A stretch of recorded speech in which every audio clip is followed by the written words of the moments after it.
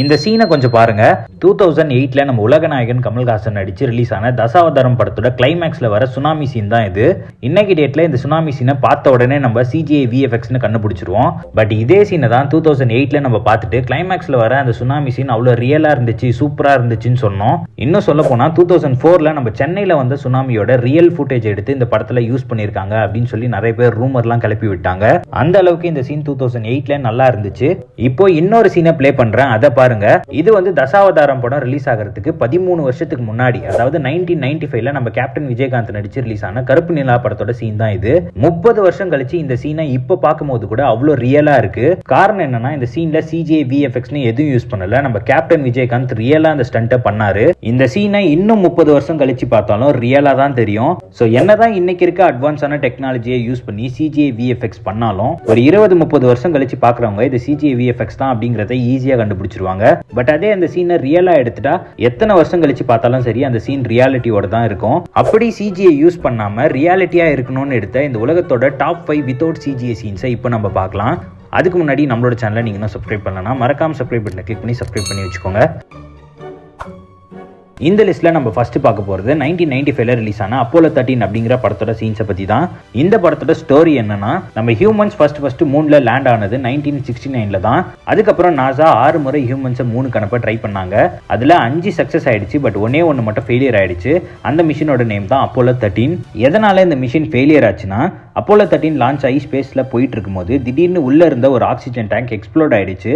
இதனால உள்ள இருந்த ஆக்சிஜன், வாட்டர் சப்ளை, எலக்ட்ரிசிட்டி எல்லாம் கொஞ்சம் கொஞ்சமா கட் ஆயிருச்சு. சோ நாசா இந்த மிஷினை அபார்ட் பண்ணிட்டு ஸ்பேஸ்ல மாட்டிட்டு இருந்த அந்த க்ரூ மெம்பர்ஸை கிட்டத்தட்ட 6 நாள் கழிச்சு திரும்ப நம்ம பூமிக்கே காப்பாத்தி கூட்டிட்டு வந்துட்டாங்க. இது ரியலா நடந்த இன்சிடென்ட். இந்த ரியல் இன்சிடென்ட்டை பேஸ் பண்ணி எடுத்த மூவி தான் இந்த அப்போலோ 13 மூவி. இந்த மூவில ஜீரோ கிராவிட்டில எடுத்த எல்லா சீன்ஸுமே எந்த ஒரு CGI-யும் யூஸ் பண்ணாம ரியல் ஸ்பேஸ்ல எடுத்தாங்க. அது எப்படி பாசிபிள்னு கேட்டீங்கன்னா, அங்கதான் டைரக்டர் ரான் ஹாவர்ட் மாஸ் பண்ணியிருக்காரு. நாசா கிட்ட இருந்து போயிங் KC-135 அப்படிங்கிற ஒரு ஏர்கிராஃப்டை கடனா வாங்கிக்கிட்டாரு. இந்த KC-135 ஏர்கிராஃப்ட் வந்து நாசால இருக்க ஆஸ்ட்ரோநாட்ஸை ஸ்பெசிஃபிக்கா ட்ரெயின் பண்றதுக்காகவே உருவாக்கப்பட்ட ஒரு ஏர்கிராஃப்ட். இந்த ஏர்கிராஃப்ட் இவங்களுக்கு கிடைச்சதுக்கு அப்புறமா இந்த படத்துல நடிக்க போற ஆக்டர்ஸை ஏத்திக்கிட்டு வானத்துல பறந்து போனாங்க. அப்படி போன இந்த ஏர்கிராஃப்டால ஃபுல் டைம் எல்லாம் ஸ்பேஸ்ல பறக்க முடியாது. பாராபோலா ஆர்ச் மெத்தடை யூஸ் பண்ணி தான் இந்த ஏர்கிராஃப்டால ஸ்பேஸ்க்கு போயிட்டு திரும்ப வர முடியும். அதாவது நீங்க ஸ்கிரீன்ல பார்த்துட்டு இருக்க இந்த போட்டோல இருக்க மாதிரியே ஜீரோ கிராவிட்டிக்கு மேல போயிட்டு திரும்ப கீழே வந்துரும். இப்படியே மேல ஸ்பேஸ்க்குள்ள போயிட்டு தான் வர முடியும். கான்ஸ்டன்டா ஸ்பேஸ்க்குள்ள பறக்க முடியாது.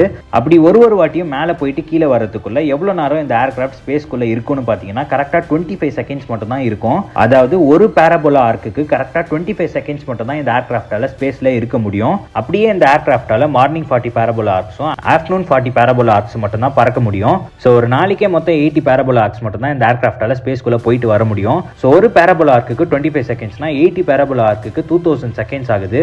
அப்போ ஒரு நாளைக்கு வெறும் 33 நிமிஷம் மட்டும் தான் இவங்களால ஸ்பேஸ்ல ஜீரோ கிராவிட்டி லைன்ல இருக்க முடியும். இப்படிதான் இவங்க இந்த ஏர்கிராஃப்ட் மூலமா ஸ்பேஸ்க்குள்ள போயிட்டு வந்து இந்த படத்துல வர எல்லா ஜீரோ கிராவிட்டி ஷாட்ஸையும் CGI இல்லாம ஷூட் பண்ணாங்க. ஸோ 1995ல இவ்வளவு மெனக்கெட்டு இந்த படத்தை எடுத்ததுனால தான் ஒன் ஆஃப் த ஐகானிக் ஃபிலிமா இன்னும் இந்த படம் இருக்கு. இந்த லிஸ்ட்ல நெக்ஸ்ட் நம்ம பார்க்க போற மூவி பத்தின டீட்டெயில கேட்டீங்கன்னா நீங்க மறந்து போயிடுவீங்க. ஏன்னா CGI உருவாகாத காலகட்டத்தில் CGI பண்ணியிருந்தா கூட இவ்வளவு பர்ஃபெக்டா பண்ணிருக்க முடியாது அப்படின்னு சொல்ற அளவுக்கு ஒருத்தர் ஸ்டண்ட்டை பண்ணியிருக்காரு. அவர் தான் பஸ்டர் கீட்டன். இவர் வந்து பாத்தீங்கன்னா 1920s காலகட்டத்தில் சைலண்ட் மூவிஸ்ல வைலண்டா ஸ்டண்ட் பண்றதுல பயங்கர ஃபேமஸ். இவரோட த ஜெனரல் அப்படிங்கிற படம் வந்து 1926ல ரிலீஸ் ஆகுது. அந்த படத்துல அவர் ட்ரெயின் இன்ஜினியரா ஒர்க் பண்ணுவாரு. அப்போ அவரோட கேர்ள் ஃப்ரெண்டை அந்த நாட்டோட யூனியன் ஸ்பைஸ் வந்து வேற ஒரு ட்ரெயின்ல கடத்திட்டு போயிடுவாங்க. அவங்கள காப்பாத்துறதுக்காக இவர் பின்னாடியே இன்னொரு ட்ரெயின்ல சேஸ் பண்ணிட்டு போவாரு. அப்போதான் the world's first most riskiest without CGI stunt நடக்கும். அவரு போயிட்டு இருக்க அந்த ட்ரெயின் ட்ராக்ல வில்லன்ஸ் எல்லாம் கட்டையை தூக்கி போட்டு ட்ரெயின் ட்ராக்கை பிளாக் பண்ணிடுவாங்க. அப்போ இவர் ஓட்டிட்டு இருக்க அந்த ட்ரெயின்ல இருந்து இறங்கி வந்து அந்த ட்ராக்ல இருக்க வுட்ஸ் எல்லாம் ரிமூவ் பண்ணுவாரு. இந்த ஸ்டண்ட் அவரு பெர்ஃபார்ம் பண்ணும்போது கூட இருந்த மூவி டீம்ல என்ன சொல்லிருக்காங்கன்னா, ஒருவேளை நீங்க கரெக்டான டைமுக்கு மட்டும் அந்த கட்டையை எடுக்கல அப்படின்னா பின்னாடி வந்துட்டு இருக்க அந்த ட்ரெயின் வந்து உங்களை மோதி பீஸா கிரஷ் பண்ணிடும். ஸோ தயவு செஞ்சு இந்த ஸ்டண்ட்டை மட்டும் பெர்ஃபார்ம் பண்ணாதீங்க அப்படின்னு சொல்லியிருக்காங்க. பட் இவரு வந்து அந்த காலத்து டாம் க்ரூஸ் எந்த ஸ்டண்ட்டை வேணா ரிஸ்க்னு சொல்றாங்களோ அந்த ஸ்டண்ட்டை தான் வேணும்னு பெர்ஃபார்ம் பண்ணுவாரு. அப்படி ரிஸ்க் எடுத்து 1926ல பெர்ஃபார்ம் பண்ணப்பட்டது தான் இந்த ஸ்டண்ட். 1926ல நம்ம நாட்டுக்கு சுதந்திரம் கிடைக்கிறதுக்கே இன்னும் 21 வருஷம் இருக்கு. அந்த டைம்ல இவர் இவ்வளவு ரிஸ்கியான ஸ்டண்ட்டை பெர்ஃபார்ம் பண்ணியிருக்கிறது ரொம்ப பெரிய விஷயம். இந்த லிஸ்ட்ல நெக்ஸ்ட் நம்ம பார்க்க போறது நம்ம எல்லாரோட ஃபேவரட் மூவியான 2002ல டோபி நடிச்சு ரிலீஸ் ஆன ஸ்பைடர்மேன் மூவி.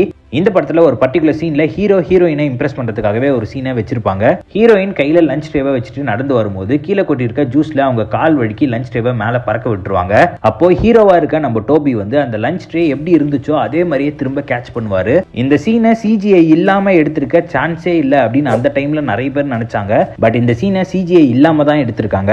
இந்த சீனை எடுக்கிறதுக்காக பீட்டர் பார்க்கரோட கையில மட்டும் ஒரு ஸ்டிக்கியான கம் போட்டு அந்த லஞ்ச் ட்ரேவை அவரோட கையில ஒட்டிட்டாங்க. அப்பதான் கீழே விழாம இருக்கும்னு. அதுக்கப்புறம் மீதி பிடிக்கிற கேட்ச் எல்லாமே அவரு ஓனா தான் பிடிச்சாகணும். இந்த சீனை அவரு கிட்டத்தட்ட 155 டேக் முடிஞ்சு 156வது டேக்ல தான் சக்சஸ்ஃபுல்லா கம்ப்ளீட் பண்ணாரு. இவ்வளவு கஷ்டப்பட்டு எடுத்ததுனால தான் இந்த சீன் 5 செகண்டா இருந்தாலும் ஐகானிக் சீனா இருக்கு.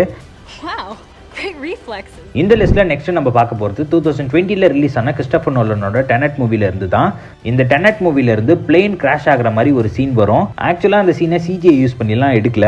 ரியலான ஒரு ஏரோப்ளேனை கிறிஸ்டோபர் நோலன் மோதி கிராஷ் பண்ணாரு.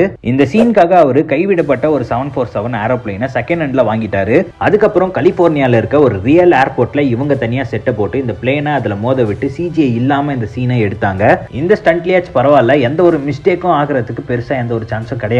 பட் இதே மாதிரி ஒரு சீன் 2008ல ரிலீஸ் ஆன தி டார்க் நைட் படத்துல இருக்கு. டெனட்ல எப்படி சிஜிஐ இல்லாம ஒரு பிளேனை கிராஷ் பண்ணாங்களோ அதே மாதிரி கிறிஸ்டோபர் நோலன் இந்த படத்துல சிஜிஐ இல்லாம ஒரு ஹாஸ்பிடல்லே பிளாஸ்ட் பண்ணுவாரு. பட் டெனட் படத்தோட ஸ்டண்ட்ல எப்படி மிஸ்டேக் ஆகிற சான்ஸ் கம்மியா இருந்துச்சோ அந்த மாதிரி இந்த ஸ்டண்ட்ல கிடையாது. ஏன்னா இந்த ஸ்டண்ட்ல படத்தோட வில்லனான ஹீத் லெட்ஜர் ஹாஸ்பிடல் பிளாஸ்ட் ஆகிற அதே டைம்ல ஹாஸ்பிடல் வெளியில நின்று அதுக்கு ஏத்த மாதிரி நடிக்கணும். ஒருவேளை ஹாஸ்பிடல் பிளாஸ்ட் ஆகிற அதே டைம்ல ஹீத் லெட்ஜர் வெளியில நின்று சிரிச்சிட்டாலோ இல்ல ஆக்ஷனை மாத்தி கொடுத்துட்டாலோ இன்னொரு டேக்லாம் எடுக்க முடியாது. ஏன்னா அந்த ஹாஸ்பிட்டல்ல சிஜிஐ இல்லாம ஒரிஜினலா பிளாஸ்ட் பண்றாங்க. சோ சிங்கிள் டேக்ல எடுத்தாகணும். அந்த சிச்சுவேஷனுக்கு ஏத்த மாதிரியே ஹீத் லெட்ஜரும் அந்த சீன்ல பர்ஃபெக்ட்டா பெர்ஃபார்ம் பண்ணிடுவாரு. அதனால தான் அவர் இறந்ததுக்கு அப்புறமும் அந்த படத்துக்காக அவருக்கு ஆஸ்கர் அவார்ட் கிடைச்சிச்சு. இந்த லிஸ்ட்ல ஃபைனலா இருக்க மூவியை பத்தி பார்க்கறதுக்கு முன்னாடி உங்களுக்கு ஒரு டவுட் வரலாம். என்ன எல்லாமே ஹாலிவுட் மூவியாவே இருக்கு, நம்ம கோலிவுட்ல எந்த ஒரு மூவியும் சிஜிஐ யூஸ் பண்ணாம எந்த சீனும் எடுக்கிறது இல்லையா அப்படின்னு. நெக்ஸ்ட் நம்ம கோலிவுட்ல சிஜிஐ யூஸ் பண்ணாம எடுத்த ஒரு ஸ்டண்ட் சீனை பத்தி தான் பார்க்க போறோம். ஆனா அதுக்கு முன்னாடி இன்னொரு சீனை பத்தி பார்த்துட்டு வந்துடலாம். முன்னாடி பார்த்த சேம் டார்க் நைட் படத்துல இன்னொரு ஸ்டண்ட் சீன் இருக்கும். பேட்மேனுக்கும் ஜோக்கருக்கும் bike versus truck chasing scene ஒன்னு எடுத்திருப்பாங்க. அந்த சீன்ல பாத்தீங்கன்னா ஒரு 18 வீல் ட்ரக்கை எந்த ஒரு சிஜிஐயும் இல்லாம அப்படியே பேக் ஃபிளிப் அடிக்க வச்சிருப்பாங்க. இந்த படத்தோட இன்டைரக்ட் இன்ஸ்பிரேஷனை தான் நம்ம கோலிவுட்ல ஒரு படத்துல வச்சிருப்பாங்க. நிறைய பேர் எந்த படத்துலன்னு கண்டுபிடிச்சிருப்பீங்க. எஸ், நம்ம தலைவரோட ஜெயிலர் படத்துல தான். சேம் டார்க் நைட் படத்துல வர மாதிரியே எந்த ஒரு சிஜியும் இல்லாம ஒரு முழு ட்ரக்கையே வெர்டிகல் ஃபிளிப்ல கவுத்துருவாங்க. நார்மலா இந்த மாதிரி சீன்ஸ் எல்லாம் கிரீன் ஸ்கிரீன்லயோ இல்ல ட்ரக் மாதிரி ஏதாவது செட்டு போட்டு தான் எடுப்பாங்க. பட் எந்தவித சிஜியையும் யூஸ் பண்ணாம ஒரிஜினல் ட்ரக்ஸை ஃபிளிப் பண்ணி இந்த ரெண்டு சீன்ஸையும் எடுத்திருக்காங்க. ஜெயிலர் ஸ்டண்ட்ல ஈவன் யோகி பாபு அந்த கண்டெய்னருக்குள்ள ஃபிளிப் ஆகிற சீன்ஸ் எல்லாம் கூட ஒரிஜினலா ஒரு கண்டெய்னரை ரெடி பண்ணி அதுக்குள்ள உண்மையிலேயே யோகி பாபுவை ஃபிளிப் பண்ண வச்சு தான் எடுத்தாங்க. இந்த சீனுக்கு பின்னாடி இவ்வளோ ஹார்ட் ஒர்க் பண்ணனால தான் ஸ்க்ரீனில் நம்ம பார்க்கும்போது அவ்வளோ ரியலிஸ்டிக்காக இருந்துச்சு. ஸோ இதில் வந்த எந்த சீனை சிஜிஐ இல்லாமல் எடுத்திருப்பாங்கன்னு நீங்கள் எதிர்பார்க்கவே இல்லையோ அந்த சீனை கீழே கமெண்ட்டில் சொல்லுங்கள். அண்ட் இந்த வீடியோ பிடிச்சிருந்தா இந்த வீடியோக்கு ஒரு லைக் பண்ணிவிட்டு இதே மாதிரி இன்னும் நிறைய இன்ட்ரெஸ்டிங்கான அப்டேட்ஸ் தெரிஞ்சுக்க மறக்காமல் நம்மளோட சேனலை சப்ஸ்கிரைப் பண்ணி வச்சுக்கோங்க. தேங்க்யூ.